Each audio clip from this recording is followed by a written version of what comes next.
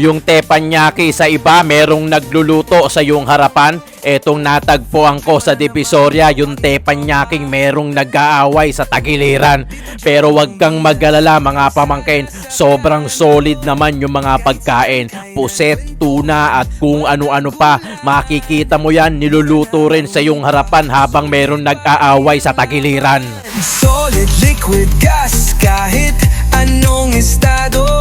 Tuloy ang saya, tuloy ang gulo. Tito ng ina mo, Tito Jom ang sigurado.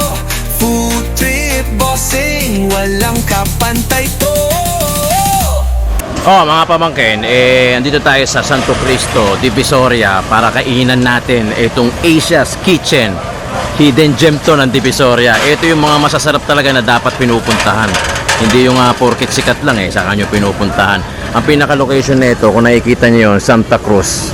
Ay, Santo Cristo. Dalawang side to. Isang Tondo side, isang Binondo side.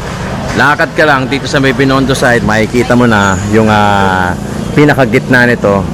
Dun mo makikita si Asia's Kitchen.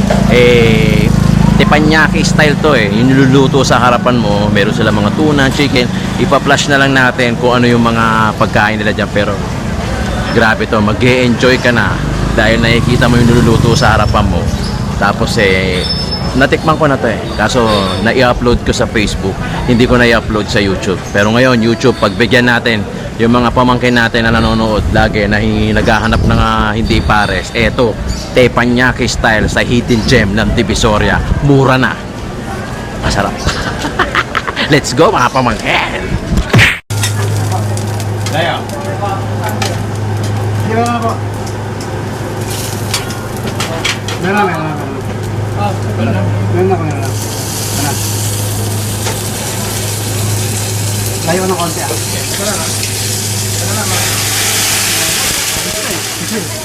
Papa.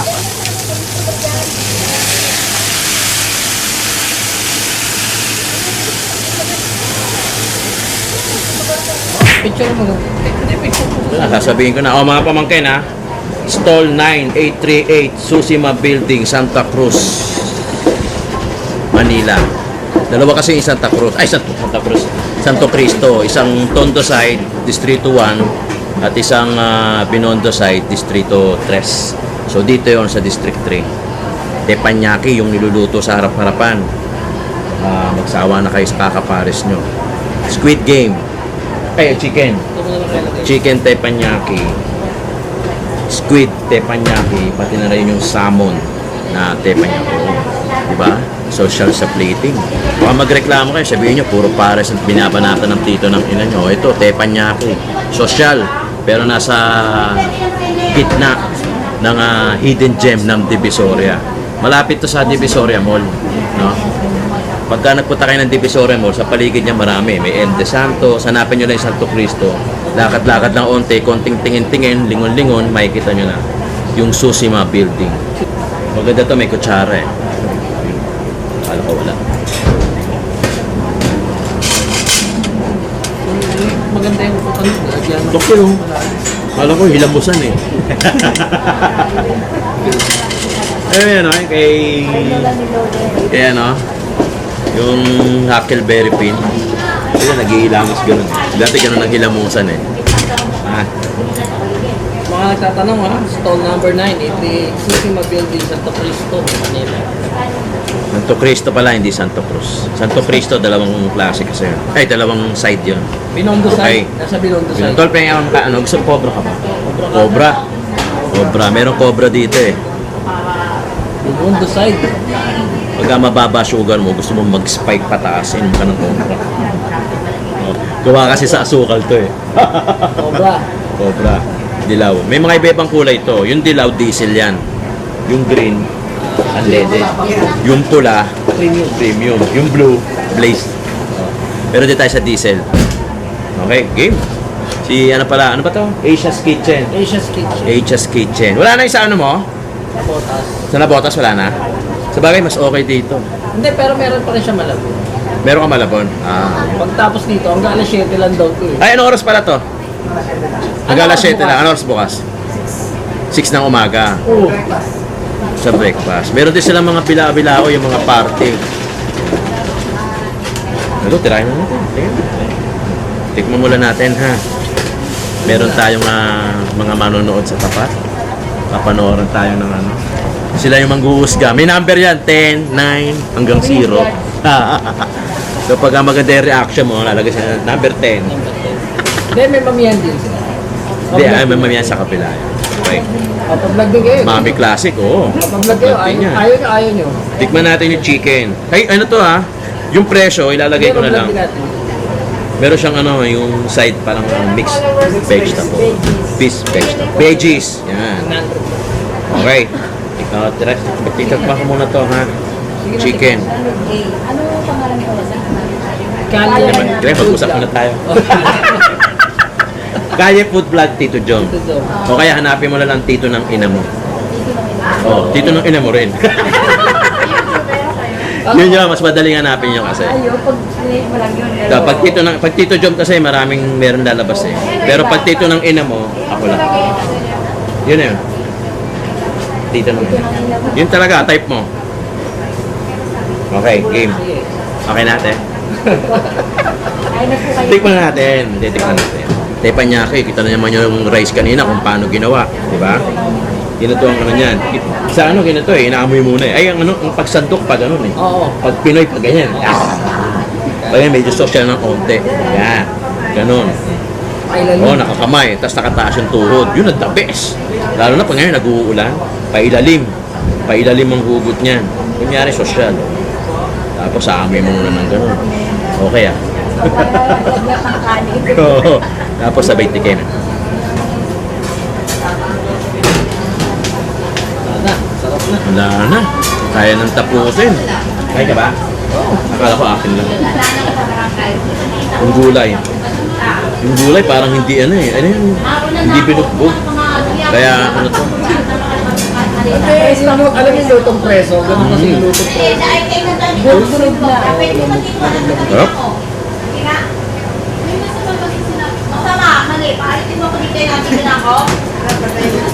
Then may nagagalit siya.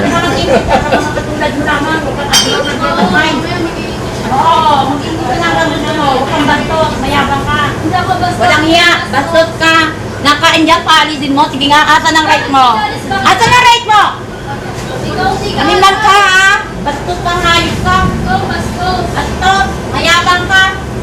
Kapal na mukha mo, huwag ka dyan. Kung nag-inarte ka, magtayo ka ng sarili mong business. Animal. Mayabang, kahit kaasin mo.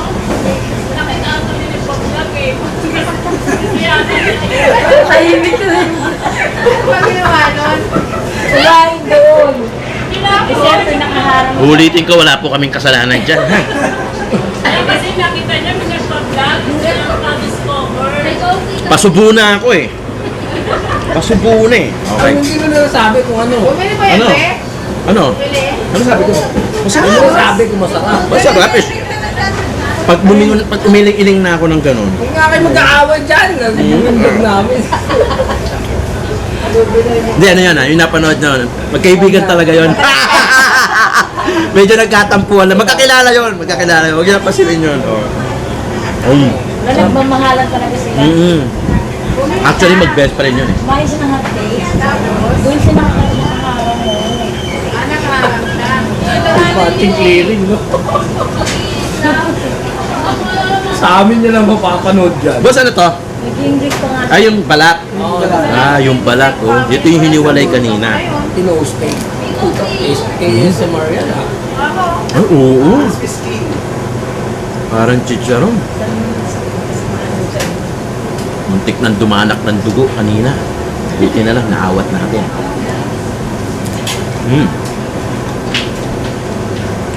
Salmon. Salmon. Oo. Sige lang. So yung gulay, para parehas na naman eh. Lahat ng teppanyaki na pagkain nila. May mixed veggies. Mixed veggies. Para kumpleto yung balance diet. Kumbaga balance diet. May pampaano. May pampaikli ng buhay, may pampahaba ng Oo, buhay. tapos sa sugar, tapos cholesterol. May pang-kontra, may gulay. Yun ang sinasabi. Salmon. Salmon to ha. Lalabas naman yung presyo dyan. Saan lalabas? Magpapapak ba siya? O Dito. Eh. saan na, may nag-away na. Mabulo na lang natin. Baka bumalik yun ah. Oo. Nagtawag. Sabihin. Pinaway ako dito eh. Ikahati kasi ako, kaya-kaya ko ubusin. Gusto mo na. Hindi. Crunchy yung ano, boss, no? Yung gulay, no? Half cook. Sanay kasi ako hindi niluluto, yung pipitasin mo lang ng gano'n. Tapos, me. Right. Masarap yung chicken. Salmon. Boss, ano yung nilalagay mong ano? Parang peanut, ay, pwede pa sabihin nyo? Yung parang Peanut sauce. peanut butter, ay ano, no? Kaya, sarap mo. Ano yung sa video? Butter sauce. Sumarap mo may nag-away eh, no? Okay lang kanina, sakto. Eh, may nag-away. Sakto. Sumarap bigla. Ay, pala kinuha na. Yung pala, Ito yung ano kukuha niya? Napatahimik ako. sa ano. Para akong bata pinagalitan. Yan, sarap yan. Iba yung lasa. Kasi nakakatahan nito. Baka dito tayo. No? Yung balat chips, no? Kung may kangkong chips, yung balat chips. Ano to eh? Pwede pala yun. Tikman natin yung preset. Ito yung kanina. Alam mo, habang kanina niluluto, bango na kami ko. Ito, preset.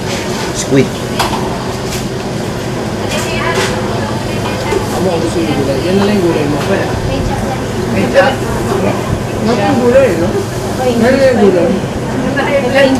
Yung gulay kasi crunchy. So parang hindi niya niluto. Alam mo yung paano magluto ng crunchy ng vegetable? Magmadali ka lang. Pagsalang mo, tapos kunin mo na. Crunchy yun.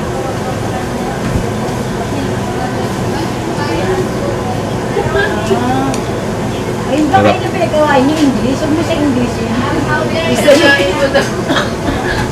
Nagalubin mo lang siya. Sinabi naman na how dare you eh. Ape. What's yours?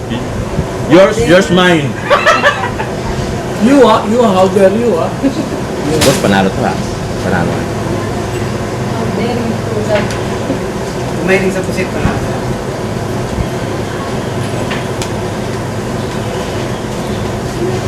Actually, lahat ng masarap. Pwede nyo arkelin siya sir, sa bahay. Yes, pwede po. Luluto. Suot apron lang. Mga boxer short. Ulit dyan. Paano na yung gulay? Pagka ganon, ulit. Balik ka ulit sa manok. Ikot-ikot lang yan. So yung salmon malambot. Hindi siya, ano matawag, medium rare. Hindi pa sa kalito. Sakto eh. Huwag kayo English. Baka mamaya bigla sumulpot yung lahat babae. Hawain tayo rito. Table steak kasi ba? Ibon, mahapol. Pwede rin. Sige.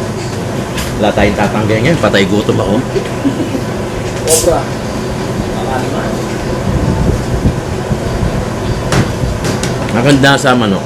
Magkaganda. Wala nang puto. Oo. So, hindi ka na Parang homeless. Parang kakalikot ng gano'n. homeless chicken tuloy. Buwawa naman yun. Homeless pala yung manok eh. Oo. Homeless. Eh nakita ni Chef Andy. Yung lulutuin na next, T-bone. Sabi ni Chef Andy. So, Jones, ito magbili natin yung Bombay. Sige. Grabe. Madami ka. Sige. Oh. Diba? Oh, yari mo. Sarap. Sama. Ulit. Okay. Ikot lang yan. Dito tayo sa set. Set. Magkano to set? Parang pinakamalakay sa akin. Oh, 300 something. Lalabas yan dyan. Kung saan lalabas yan.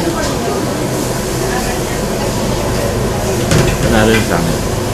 Actually, kanin pa lang. Parang chow pan rice eh. Pero ito tipan niya ako lang. May grapes, may eggs. Banali rin. Ano ba ito? Chopan ba tawag? Japanese. Japanese rice? Kasi ano eh, may... Oh, ba't alam mo? Eh, parang Ano stig ako. Dito talaga ako. Ay, yun pala eh. Ay, yun Ba't nandiyan pala. ka? Makapulang ako dito. Japanese rice. Japanese rice. Tawag ko lang tipan niya. Nalo. Yung mga may matatas sugar, kayo pupunta rito, makapapakanin kayo. Ang ganda dito. Baby squid ata yung ginamit. Kape. Mamaya yung T-bone naman. Cobra. Baka naman. Pag wala ka nito, wala ka nito. Wala kang talo. Puro panalo ka. Kaya pagka magsusugal ka,